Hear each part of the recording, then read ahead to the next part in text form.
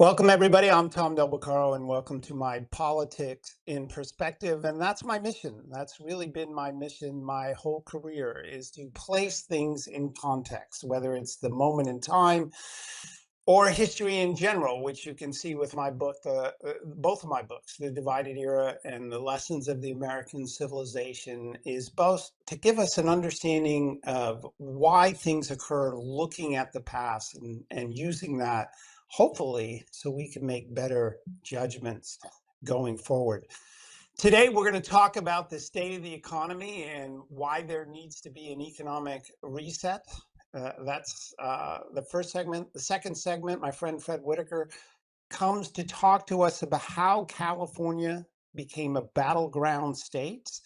That's an interesting segment. Wait till you hear the amount of money that was spent on just two House races in California. And last but not least will be the state of the Democrat Party. You saw them sit on their hands. What's going on? I'll talk to you about that. But let's just start initially with the state of the economy, because everybody is talking about that. At least on the Democrat side, they're talking about it because they are claiming that Trump's failing because in 6 weeks egg prices haven't come down, or that he hasn't done anything. On the other hand, Trump is taking some pretty provocative moves. I want you to think about it. The tariffs, which, I'm not a tariff guy.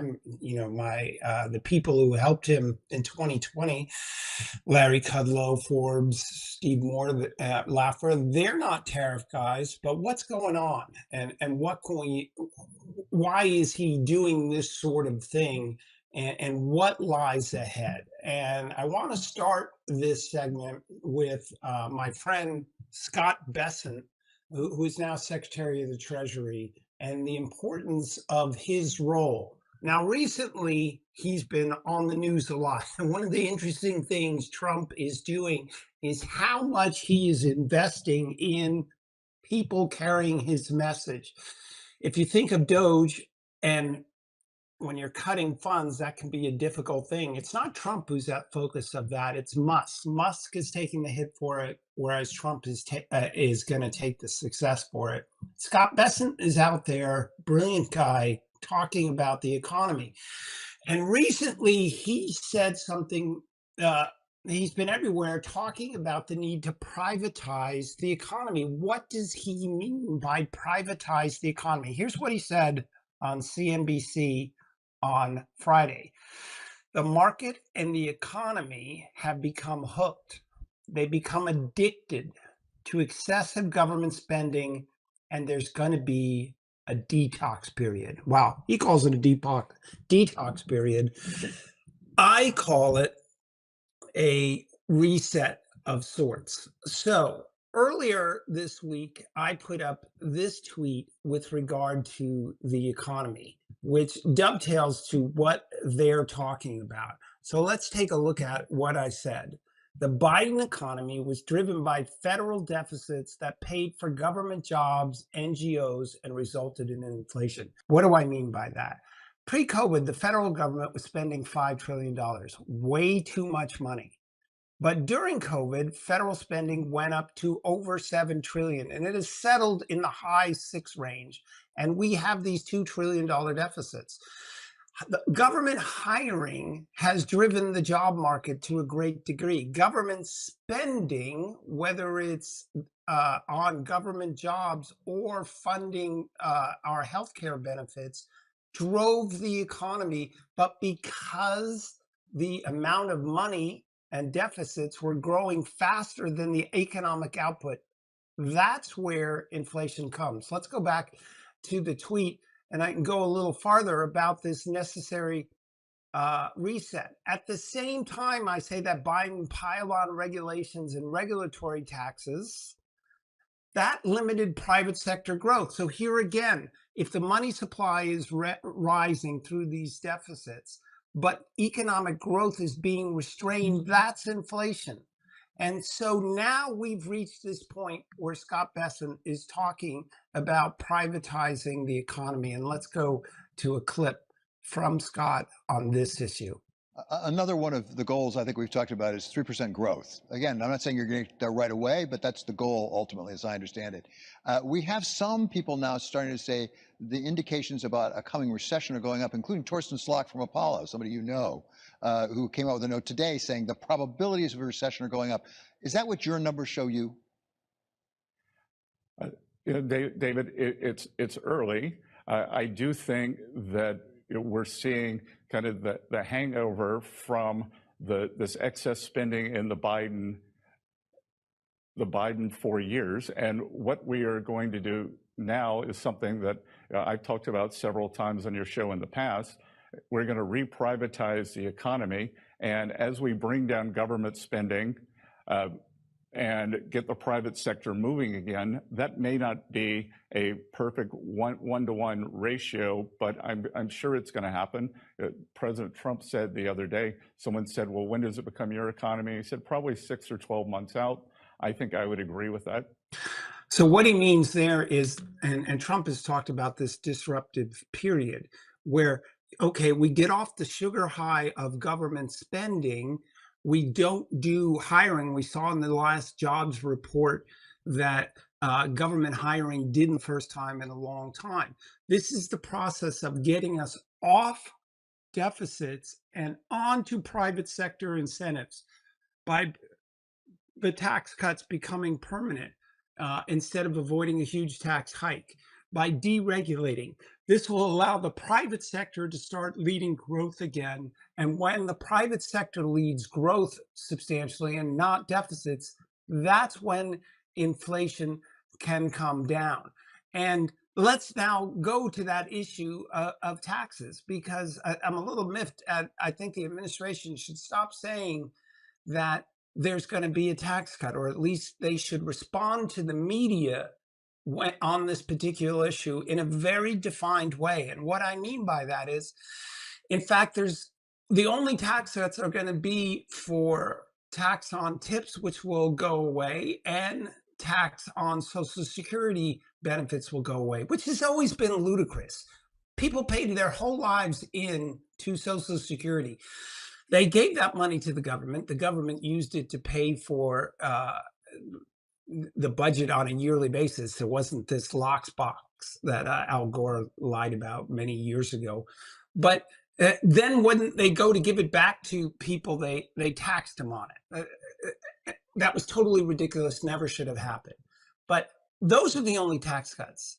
Everybody else is going to stay where they are, as opposed to, when this is the real danger. The real danger is if we don't make these tax cuts permanent, is we're going to have the largest tax increase in American history. What does that do? That will tank the economy. And you know what? The Democrats are for that tax hike because they like class warfare. They literally like class warfare because that's their wedge issue, rich versus poor. They claim to hate the rich. They hate Elon Musk, but secretly they love the billionaires like George Soros who fund them. Anyway, the point is, this tax cut has to be made permanent. The tax cut from 2017, that has to be made permanent so people don't get a tax hike. And when that certainty is given to the market, and what I mean by certainty is people know what the tax rates will be as far as the eye can see, that's when they'll start responding and investing more instead of this period of uncertainty which we're in now. That's why we're going to have this reset, but that's why at the other end of the tunnel, things will improve, and by the next election cycle, the economy will be humming along. That's it for this segment. Next, how California became a battleground state on Politics and Perspective with Tom Del Beccaro.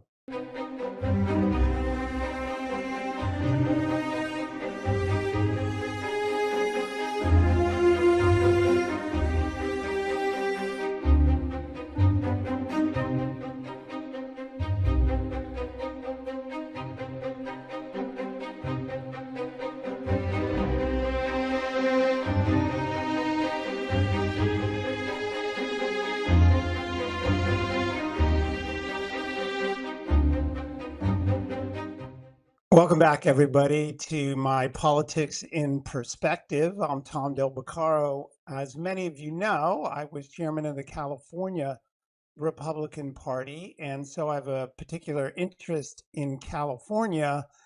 And I want to posit for you something interesting, which is California has become one of the most important battleground states in the country. Now, you're probably thinking, what are you talking about? That's an easy win at the presidential level. Well, what I mean is California is one of the most important battleground states when it comes to the U.S. House of Representatives. And that's why today I'm particularly interested in a discussion about the California voting system and why it matters to you and how California became a battleground state. And I'm joined by my good friend, the former chairman of the Orange County Republican Party for how many years, Fred? 10 years, I think? 10 A years. little bit more. 10 years. So, Fred, thanks so much for spending some time with us tonight to talk about this particular issue and California and where it's going. Now, folks, voter integrity has become a big issue in the United States. Since 2022, Gallup has said that 79% of Americans favor voter integrity. But the California voting system, I think, has more questions than answers on election day. And that's why I think it's so important. And I'm so pleased that Fred is here. Fred, you were chairman of the California Republican Party. There's this I'm sorry, Orange County Republican Party. There's this I didn't mean to cause more problems for you. The nation has this perception that on election day, Republicans win elections, but somehow they lose it on the days after. And I know the election only seems to start in California on election day. It's won and lost after. Can you talk about that, your experience, and what the California voting system, how that's occurred? Well, yes, over several years, Tom, as you know, the California legislature basically undid all the normal rules for elections that we've been existing with for 50 years more. So, the first thing was, and it happened in the 2015 cycle, 2015, 2016, that they would allow absentee ballots that were postmarked on election day to arrive up to 3 days later. That was the first chink in the armor. Before, mailed in ballots had to arrive by 8 p.m. on election day. That was the first chink in the armor. And so we saw that in the 2016 cycle here in Orange County. We lost a state assembly seat after the day of the election because of all these ballots that were postmarked on election day. It took one of our supervisorial seats where we actually still won it, but it took almost the entire month of November.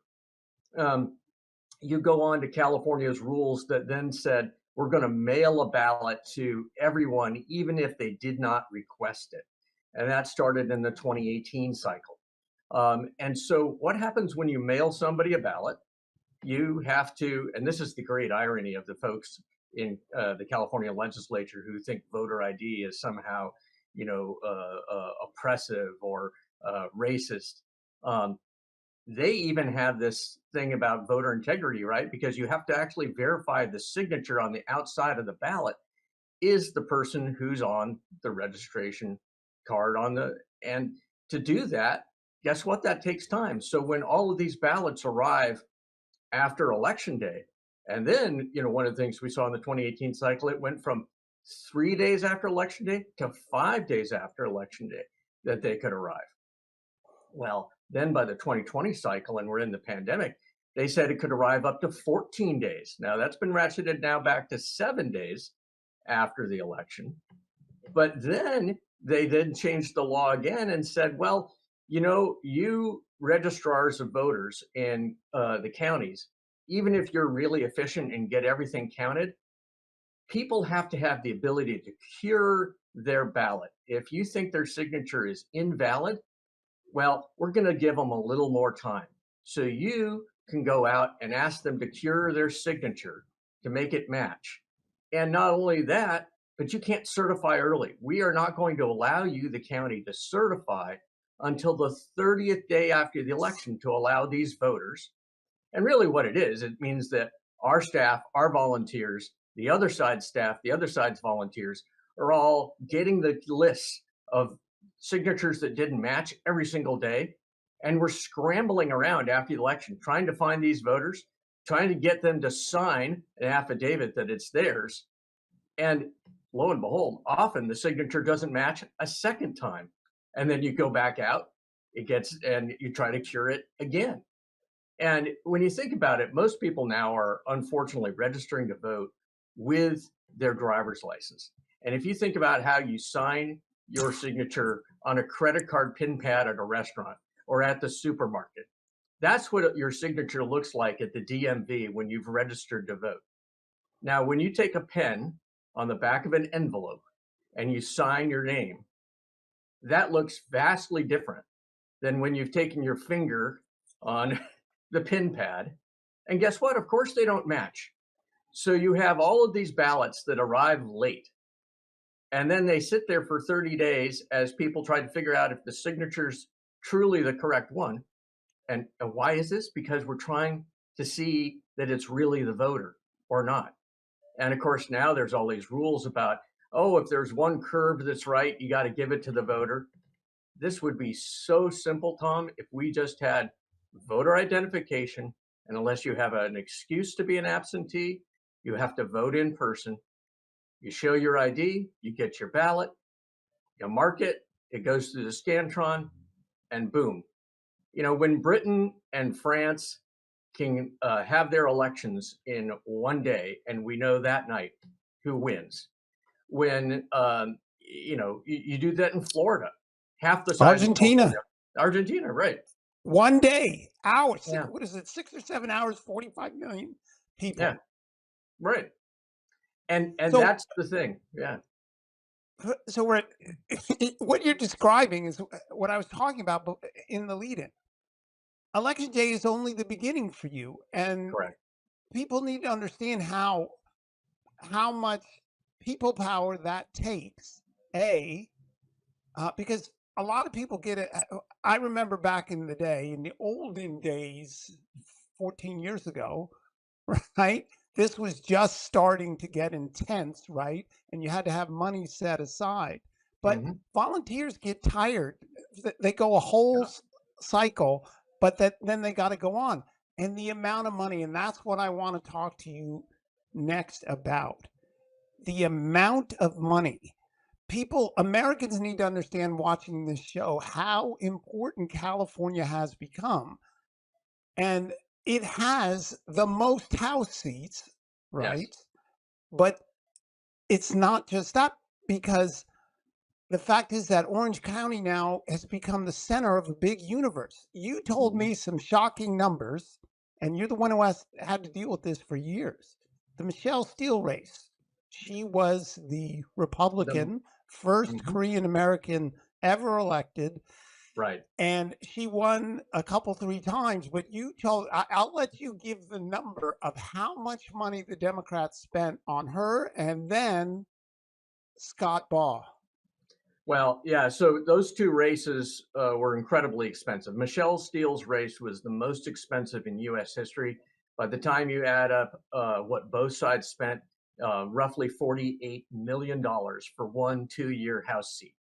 Now, of course, Orange County, we happen to be in the Los Angeles media market, which is the second most expensive media market in the nation next to New York. So that drives up costs. But the intense amount of money, because the control of Congress runs through a very few seats. I mean, we have a 5-seat majority once every seat is filled with all of these people going to the cabinet and then special elections and everything else. You're out of November, the tally was a 5-seat majority. That's the same 5-seat majority that McCarthy got 2 years earlier. And so when you take a look at that, all the special interest money going into both party apparatus and the ancillary groups are going to pile money into these swing seats. Now, that seat is D plus, started out as a D plus 7 seat. We increased registration, ended up only being a D plus 4 seat. Michelle had won it twice before. We end up losing that seat by 600 votes. $48 million spent by both sides. Her opponent, nobody had ever heard of before. A guy who had never been in politics before. But the DCCC spent $5 million on Vietnamese media, right? Because Little Saigon's in that district. Now, it's very hard to spend $5 million on Vietnamese media. They are small circulation newspapers, weird band radio, very low visibility television. You can't spend that much money. They basically dominated the Vietnamese airwaves with one message: Derek Tran's Vietnamese, Michelle Steele's Korean. I mean, seriously, that determined that House seat, and as well as the fact that 7 days after Election Day, somehow ballots that are magically postmarked on Election Day can still arrive and still be counted. 10 days after Election Day, we were still winning that seat. And every day, all the late ballots were all to Derek Tran. Scott Baugh, same thing. We thought with Katie Porter going off to the U.S. Senate race, David Min never had a great record of being a fundraiser. He raised maybe $1 million in his state Senate campaign. Scott Baugh was a very good fundraiser. My predecessor is the county party chairman. He raised over $3.5 million. We had the Club for Growth in here. We had promises from the NRCC. We know that our seats are about $10 million. To be competitive, you got to put together about $10 million to win a congressional seat. Well, Katie Porter had beat Scott by 9,000 votes, a little less than 3%, 2 years earlier, by raising and spending $28 million against a combined maybe 7 on our side. So we thought, hey, if we get between 7 and 10, Dave Min can't do what Katie Porter did. He didn't have to. The DCCC, the House Majority PAC, all the folks on the left came out and they raised and spent the same $28 million against Scott, who ended up about the same 7. So his about a $35 million raise. Michelle's about $48 million. Scott was about 35. And when you are outspent 3 and 4 to 1, it's like guerrilla marketing, right? Your message isn't getting through compared to their message getting through to that erstwhile, uninformed, uninvolved, low propensity voter that comes out, especially in a presidential cycle. Historically, we do better in the gubernatorial cycles than we do in the presidentials because our voters will turn out on a better percentage basis in a gubernatorial. And guess what? Scott lost by the exact same amount of votes, the same, little less than 9,000, a little less than 3%. And that district, we've been increasing voter registration. We now have 1.5 point Republican advantage in that district, and it's still lost. And once again, late in the cycle, Scott was ahead for almost 11 days, 12 days.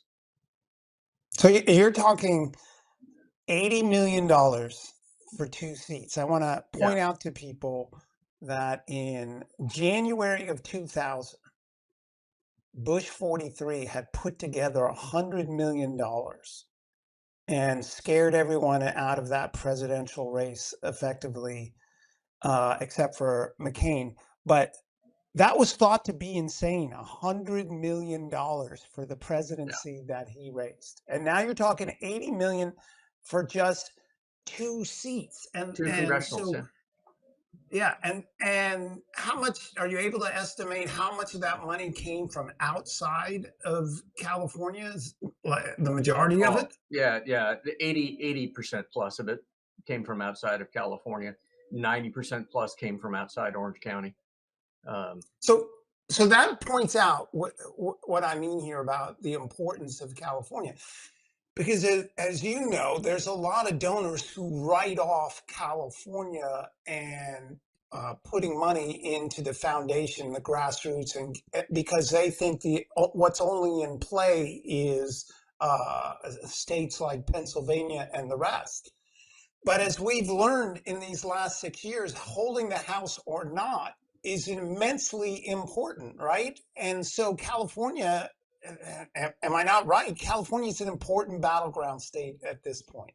Well, it is. During the Biden presidency, the way that we took back the House was winning 5 seats back in California that had been lost in the 2018, devastation where the Republicans lost 40 seats housewide. We got 5 of those seats back during the Biden presidency. We'd end up losing 3 of them this cycle, Duarte, Garcia, and Steele. The good news is that we picked those up in other places, North Carolina, I think Mississippi. And so you end up with the same 5-seat majority that we had before. But California is so critical, and kind of, Tom, I just want to circle back. These crazy rules on voting that have been so detrimental, I think, to election integrity. People think that's crazy California. Well, in the first year of the Biden administration, when Nancy Pelosi was the speaker and they controlled both houses, there was a bill called H.R. 1. It passed the House. It got stopped in the Senate because Joe Manchin and Kristen Sinema wouldn't vote for it. That bill, H.R. 1, wanted to federalize all of it and give them the California rules.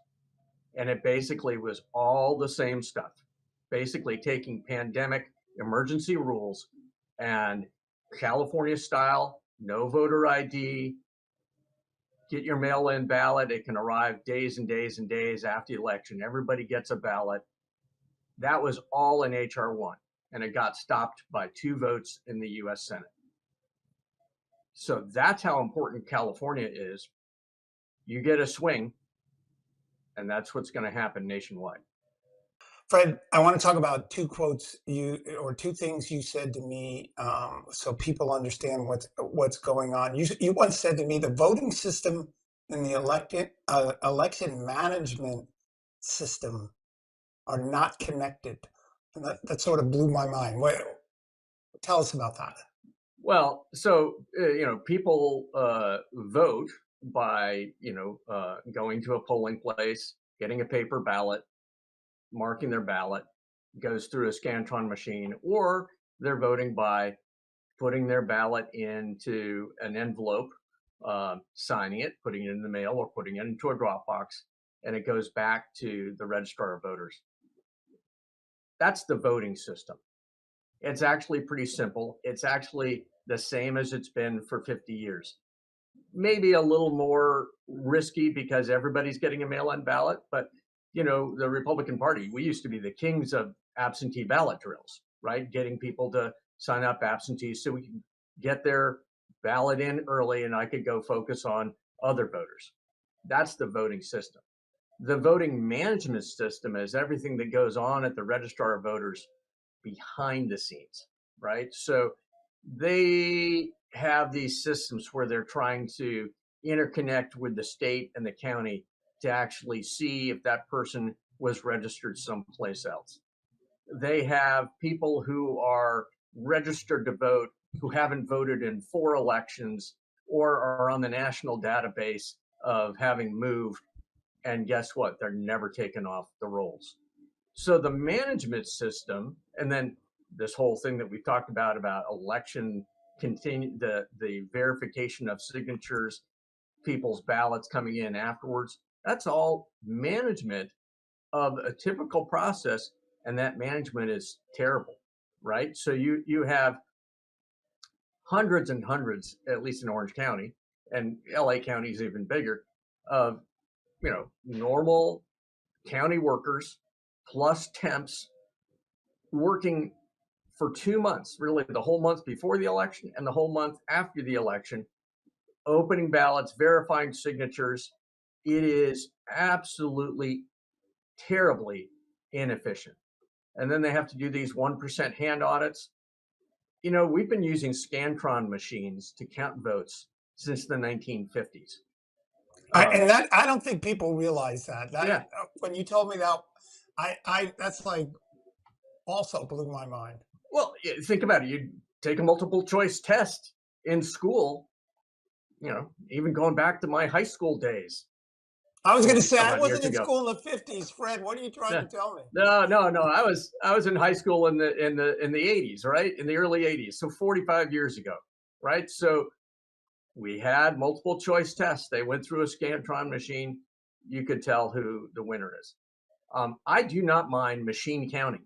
With millions of voters, the only way you could actually know day of is machine counting.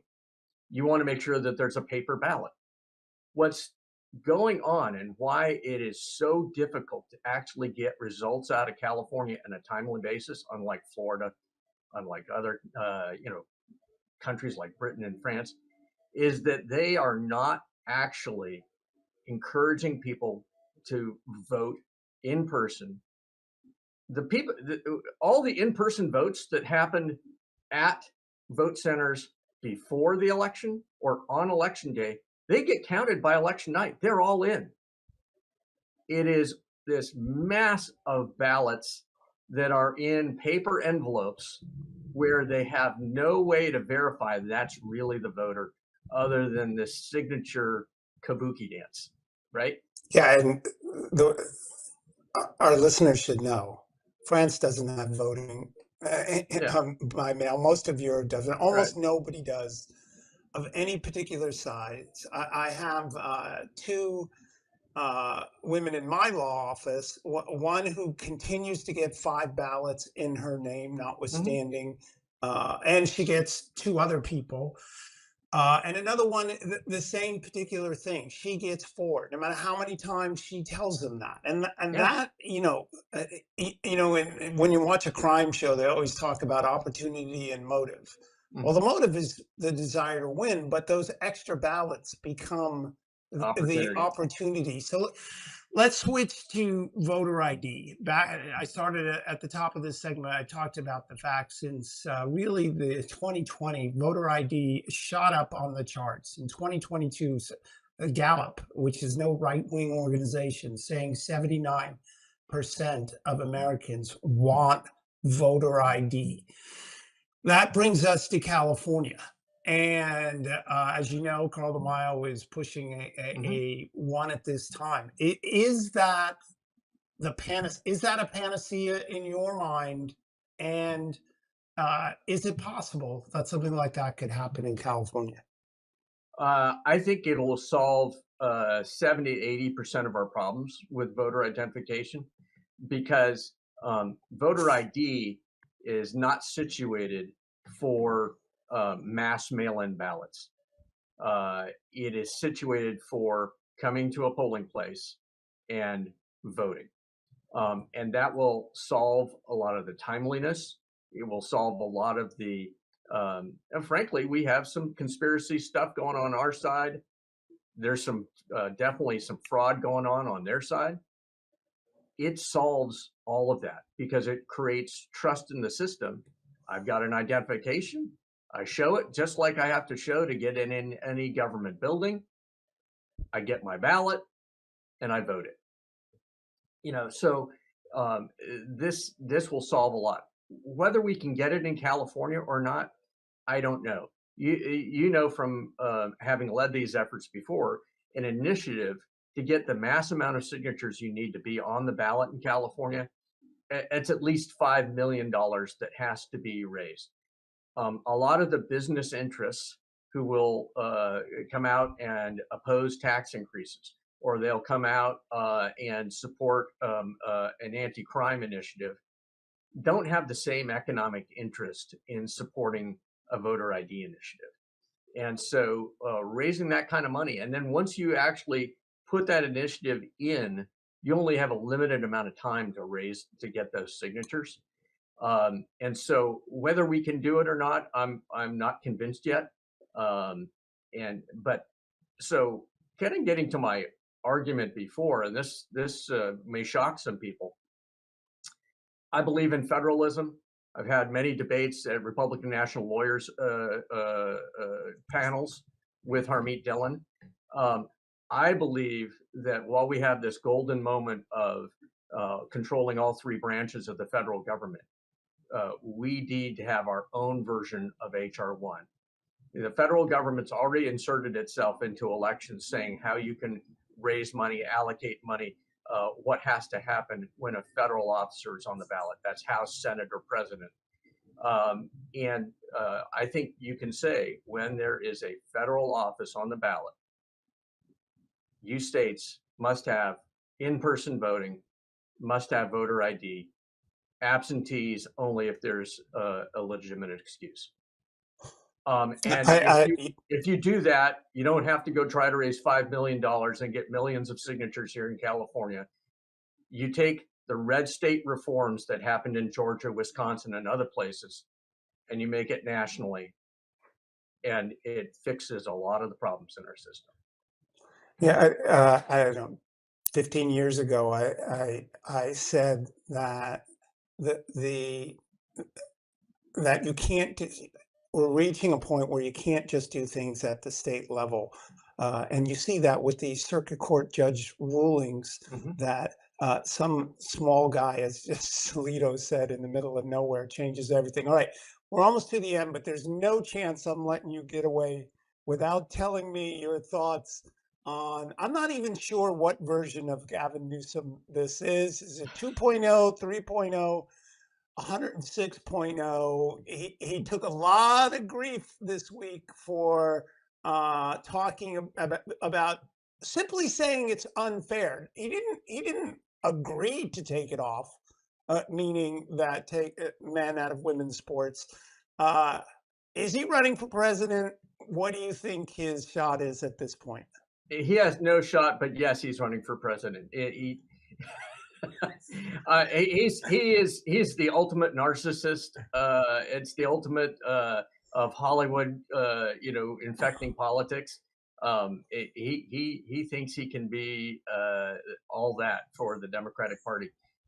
So yes, he's running for president, and certainly after what's happened in California in recent years and even recent months with fire response, et cetera.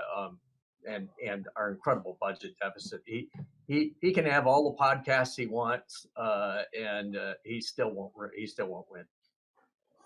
So it's interesting. He's from a big state. He's gonna have money behind him. Yes, he we will. live in this age where the bar to entry into politics is super low.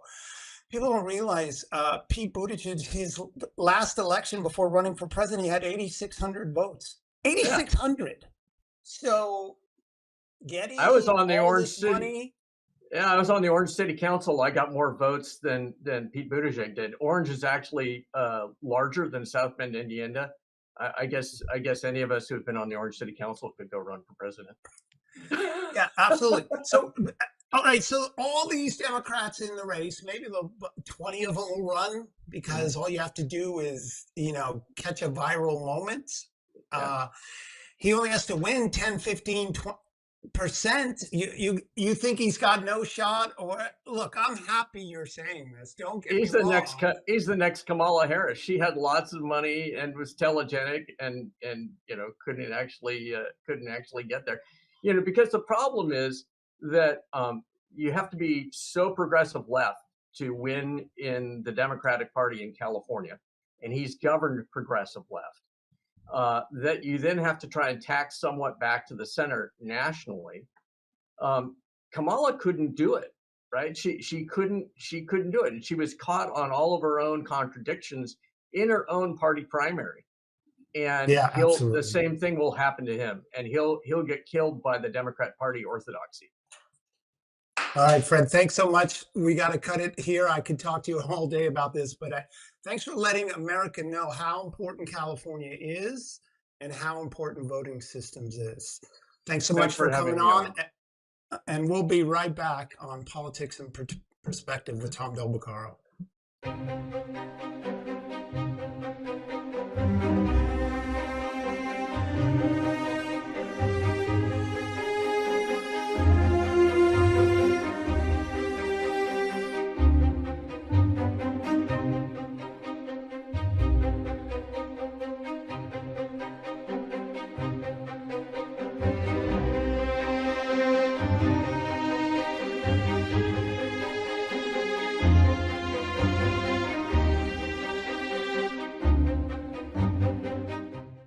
Welcome back, everyone, to Politics in Perspective. I hope that was eye-opening for you about California becoming a battleground state. So now let's talk about the state of the Democrat Party, because that's a big issue. If you watch the Trump speech, they sat on their hands. They took grief from that. They did those crazy TikTok videos. They took grief from that.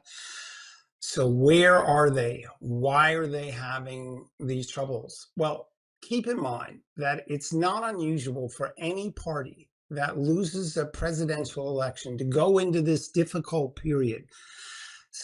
They're rudderless and leaderless. What do I mean by leaderless? Well, Kamala Harris lost. Very few people really want to see her back. As Tim Walz famously disclosed this last week when asked who was the leader of the party, he didn't say her name, which was very interesting. So they're leaderless. There's not one person speaking for them. John Fetterman gets as much airtime as anybody, but he's not running for president. And he's different from the rest of the Democrats. Hakeem Jeffries, he's out on that limb, right? So they don't have a leader. They're rudderless because it takes sometimes 2-3 years to find your voice when you lose a presidential election and come up with an agenda. Right now, their only agenda is to be against President Trump, and they're doing that in spades. Let's look at this clip from last week with regard to their efforts at the Trump speech in front of the House. This is my fifth such speech to Congress. And once again, I look at the Democrats in front of me, and I realize there is absolutely nothing I can say to make them happy or to make them stand or smile or applaud. Nothing I can do. I could find a cure to the most devastating disease, a disease that would wipe out entire nations, or announce the answers to the greatest economy in history, or the stoppage of crime to the lowest levels ever recorded. And these people sitting right here will not clap, will not stand, and certainly will not cheer for these astronomical achievements. They won't do it, no matter what. Five times I've been up here. It's very sad, and it just shouldn't be this way.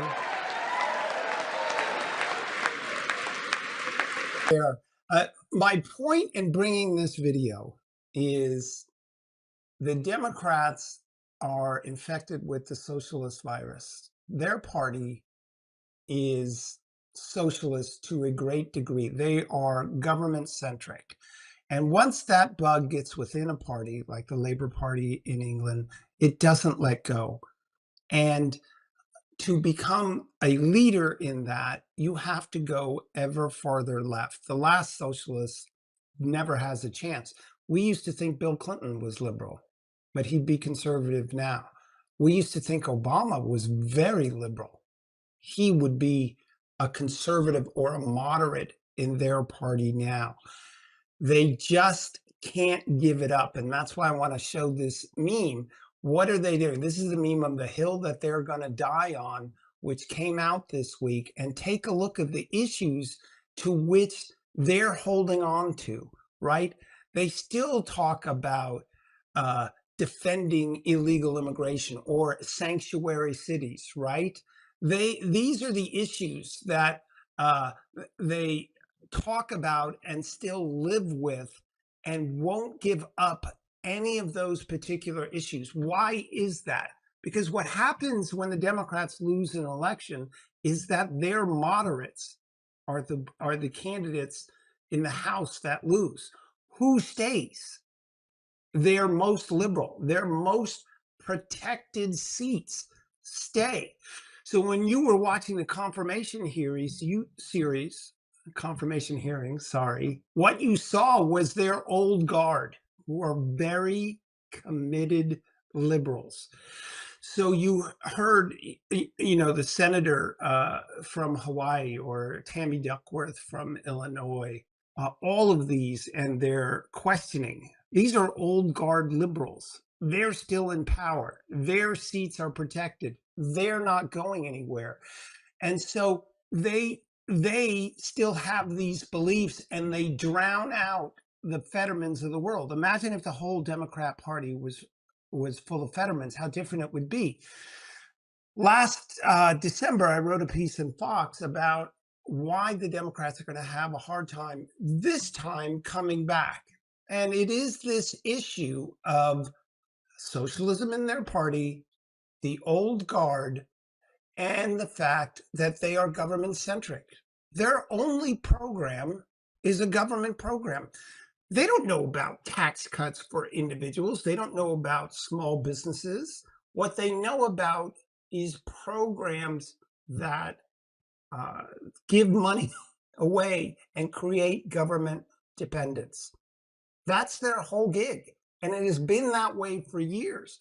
So when Trump says there's nothing I can say to make you happy or to make them applaud, it is because we have two parties in this paradigm these days, in this divided era. The book I wrote, the two parties are now the government-centric party and the private sector party. The Republicans now under Trump, not always, have become the private sector party. They are trying to re-privatize the economy. They're trying to reduce spending because you can't have $37 trillion deficits or $50 trillion deficits, which is where it would go if Kamala Harris would have won. The Democrats remain firmly the party of government. So that's why they have nothing to say right now. There are two reasons why they are so anti-Doge. The first reason is what I've been talking about. They are so government-centric that they don't want government spending to be cut because that's their power base. In their world, government expenditures equals power. When they hand out money, that's equal to power. The second reason is encapsulated in this phenomenal meme that came out the day after the Trump speech. And as you know from that Trump speech, the best they could do was raise up paddles saying Musk steals. Cutting government spending is stealing in their mind. I want you to realize what's in their mind when they say that. It's government's money. And if you stop the government from spending, you're stealing from somebody. Not that they're stealing your tax money, but that reducing government spending is stealing. And they can't get away from this. Again, they are the government-centric party. The other part, let's go back to that, sorry. Let's go back to that real quick. Musk caught us stealing. Why is that so correct? Well, you saw in US aid what has been going on. They want to stop Musk. Musk is evil. You can't stop government spending because they're afraid, as Maxine Waters says, of what we don't know they have on us. We're going to see that how much corruption there really was. And that's the other half of why they're so against spending right now. Because they saw that $20 billion was given to NGOs and that somehow they all get rich on this. Program after program, someone benefited from those programs, consultants. You saw that that one group, I think it was in Texas, that were supposed to be providing facilities, but the facilities were empty. Or whether it's a Social Security benefit, where the person isn't alive. They know that money's going somewhere and they don't want that corruption disclosed. So that's why they're fighting back so hard. Anyway, that's about all we have time for today. I hope you enjoyed the new format of Del Baccaro's Politics in Perspective. Each week, I'll bring you a guest that will highlight some significant aspect of government and what's going on. And we'll try to put that in context for you. So when you go out there and talk to others, you can have the facts on your side. Thanks so much for tuning in. I'm Tom Del Baccaro. We'll see you next week.